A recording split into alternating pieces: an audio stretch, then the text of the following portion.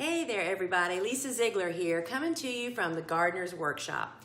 We have had so many questions about the wreath that is been seen on Facebook that we thought we'd show you how to make it today.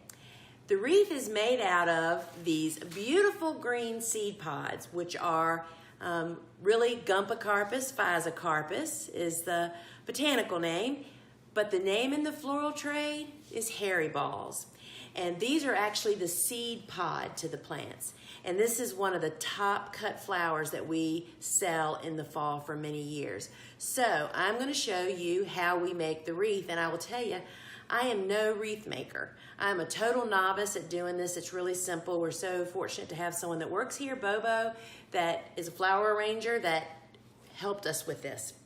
So I'm going to show you these little bundles that she has made. What she's done is taken one of these stems and just cut a short stem below the balls and grouped 3 to 5 balls together, and she mixed up, I want to show you, she's tried to mix up the sizes so that there's a nice variation, right? So I have a whole pile of these little bundles down here all ready to go, and we make the form for the wreath.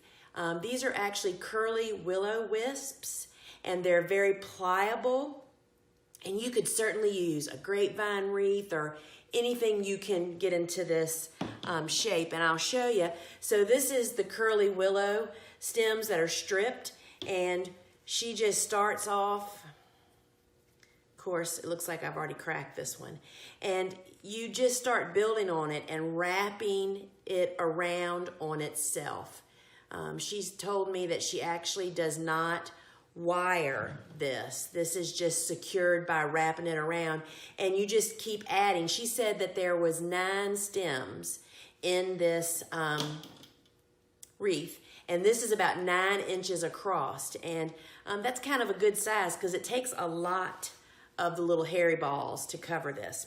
So the other thing you're going to need is some paddle wire, but most importantly, of course, you need to grow the hairy balls. So you can check out our website to get seeds to grow yours for next year.